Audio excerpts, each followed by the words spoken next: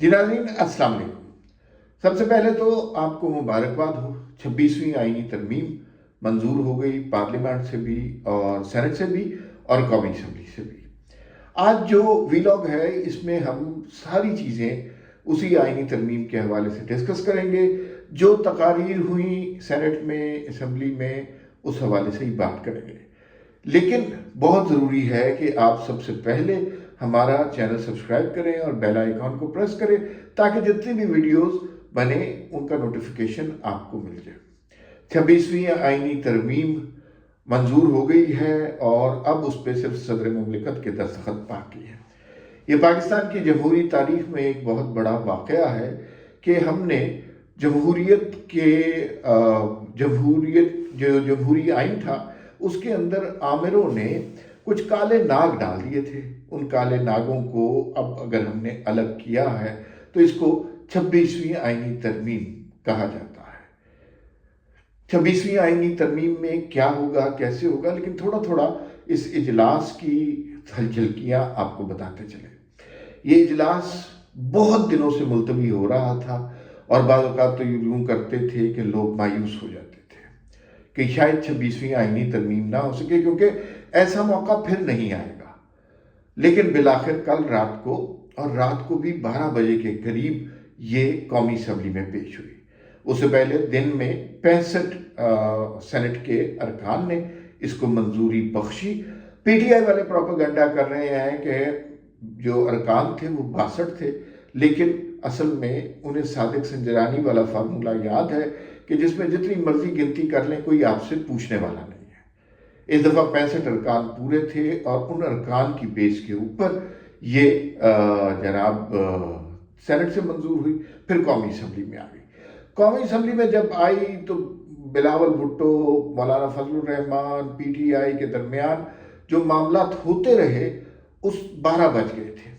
12 बजने से पहले कुछ देर पहले सेशन स्टार्ट हुआ। आज़म नज़ीर तारड़ ने गुफ्तगू का आगाज़ किया और फिर सेशन एडजर्न कर दिया गया क्योंकि फिर अगली तारीख में करना होता है। अगली तारीख फिर आई, फिर तराना पढ़ा गया और उसके बाद दोबारा उस सेशन एडजर्न हुआ। नवाज शरीफ साहब ने भी एक शेर पढ़ा, मौलाना फजलुर रहमान साहब ने भी खिताब किया, उमर अयूब ने भी खिताब किया, बिलावल भुट्टो ने भी खिताब किया और बिलाखिर बड़े मार्जिन से ये आईनी तरमीम मंजूर हो गई है। ख्वाजा आसिफ साहब ने भी खिताब किया। असद कैसर के हवाले से जो उन्होंने बातें की वो बड़ी काबिल गौर थी। लेकिन इससे पहले कि हम उस सेशन पर जाएं, थोड़ा सा आपको बता दें कि सदर मुमलिकत की तरफ से अभी तक जो है वो आइन पर दस्तखत नहीं हुए। ये फाइनल तब होगा जब सदर मुमलिकत की तरफ से फाइनल दस्तखत हो जाएंगे। उसमें कहा जा रहा है कि पहले सेशन सुबह 6 बजे बुलाया गया, फिर 8 बजे बुलाया गया। अभी तक वो मुलतवी है जब तक ये खबरें वीलॉग रिकॉर्ड हो रहे हैं और हो सकता है कि थोड़े देर तक वो सेशन हो जाए और हतमी तौर पर ये तरामीम अब कानून बन जाए और फैसला हो जाए कि भाई अब जो है ये 26वीं आईनी तरामीम जो है आईने पाकिस्तान का हिस्सा है, जिसके लिए हर वो शख्स जो जमहूरी है उसने जंग करनी है और उसके तहफ़्फ़ुज़ की कसम खानी है। चाहे वो सिपाही हो, चाहे वो जज हो, चाहे वो सियासतदान हो, चाहे सरकारी मुलाजिम हो, तमाम लोग इसी आइन के ताबे हैं और ये उसी आइन में कुछ तरामीम की गई हैं। अब इससे मुनहरिफ होने वाले को आइन का गद्दार समझा जाएगा। कल एक बड़ा अच्छा मौका था जब उमर अयूब और बिलावल भुट्टो के दरमियान हाथ मिलाया गया, मुसाफा हुआ। लोग कहते हैं कि जमहूरियत में बाज़ औक़ात मामलात इस स्टेज तक पहुँच जाते हैं कि वापसी का रास्ता नहीं रहता, लेकिन बिलावल भुट्टो ने इस उम्र में अपनी दानिश से, अपनी बुर्दबारी से ये साबित किया है कि दुश्मन चाहे आपको हर वक्त गालियां देता रहे या उसके लोग आपकी तज़हीक तज़लील करते रहें, उसके बावजूद मसालहत का, गुफ्तगू का, डायलॉग का रास्ता बाकी रहता है। कल जो बिलावल भुट्टो ने उमर अयूब से मुसाफा किया वो बड़ा तारीखी मुसाफा था। एक तरफ भुट्टो का नवासा था जो पहले जमहूरी वज़ीर आज़म थे, दूसरी तरफ उमर अयूब थे जो पहले डिक्टेटर के पोते हैं।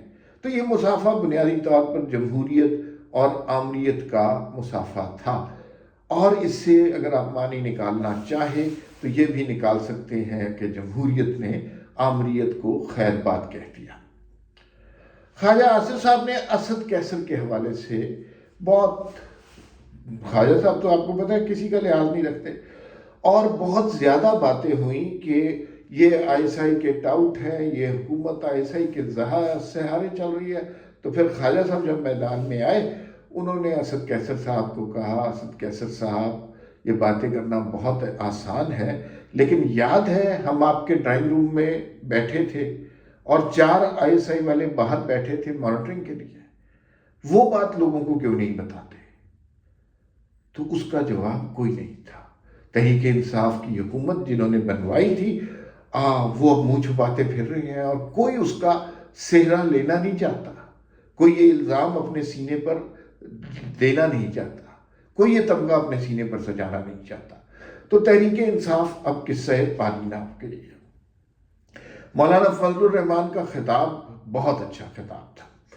نہایت بردباری سے مولانا صاحب نے یہ کہا کہ جمہوریت جس حد تک اکٹھی ہو سکتی ہے، اتحاد پیدا کر سکتی ہے، وہ کیا، اور انہوں نے بارہا تعریف کی تحریک انصاف کی، اور انہوں نے کہا تحریک انصاف کے ساتھ ہم مل کر اس ملک کی بہتری کے لیے قدم اٹھائیں گے۔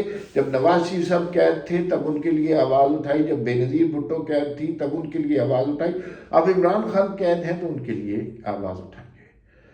اور انہوں نے کہا کہ 26ویں آئینی ترامیم میں جو پہلے مسودہ دیا گیا تھا وہ شاید 58 نکات کے اوپر مشتمل تھا، اب جو آئینی ترامیم ہے وہ 22 نکات پر مشتمل ہے، اور انہوں نے کہا کہ ہم نے اس کا کالے ناگ کا ڈنگ نکال دیا ہے، اور اس میں سب سے زیادہ ترامیم، اگر آپ سمجھ رہے ہیں کہ تحریک انصاف اس سے بالکل لا تعلق رہی، تو سب سے زیادہ ترامیم تحریک انصاف نے سجیسٹ کی، اس کے بعد مولانا فضل الرحمان نے سجیسٹ کی۔ سب سے کم ترامیم جو ہیں وہ حکومت پاکستان نے سجیسٹ کی، لیکن یہ تسلیم کرنا چاہیے کہ اس میں سب ہی مبارکباد کے مستحق ہیں۔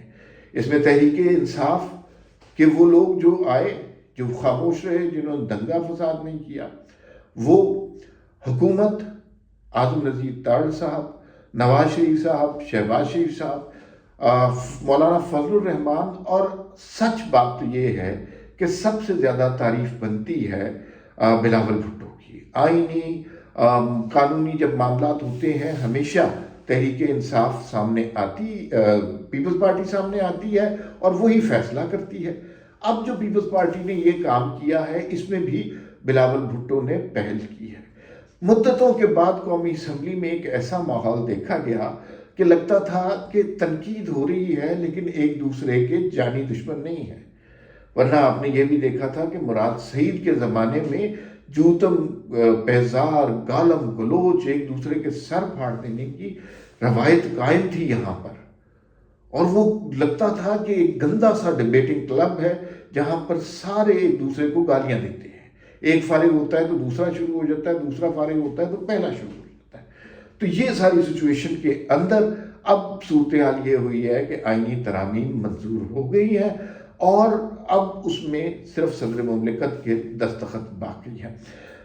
نواز شریف صاحب جو کہ بالکل خاموش رہے، بہت سنجیدہ نظر آئے، انہوں نے ایک شعر پڑھا اور اس کے علاوہ کچھ بھی نہیں کہا۔ انہوں نے زیادہ تر سٹیج جو ہے مولانا فضل الرحمان کو دی، اور لیکن یہ بھی کہا جاتا ہے کہ ان ترامیم کے پیچھے نواز شریف کی سوچ بھی شامل تھی۔ اس میں سے جو آرٹیکل 8 کی شقیں نکلوائی گئی ہیں اس کے پیچھے بھی نواز شریف کی سوچ شامل تھی۔ یہ بھی کہا جا رہا ہے کہ بعض چیزیں اس میں سے نکلوائی نہیں جا رہی تھی، صورتحال ایسی ہے، تو مولانا کا سہارا لیا گیا اور مولانا سے درخواست کی گئی کہ آپ انکار کر دیں، اور مولانا نے نہ انکار کیا، نہ صرف انکار کیا بلکہ بڑا ڈٹ کر انکار کیا۔ تو اب دیکھیے جو اعظم نذیر تارڑ نے واضح کر دی بات، جو کالے ناگ تھے وہ افتخار چودھری کی عدالتیں تھیں، جو کالے ناگ تھے وہ ثاقب نثار کی عدالت تھی، جو کالے ناگ تھے وہ بندیال صاحب کی عدالتیں تھیں۔ وہ ناگ اور ان کا زہر اور ان کے دانت اب آئین میں سے نکال دیے گئے ہیں۔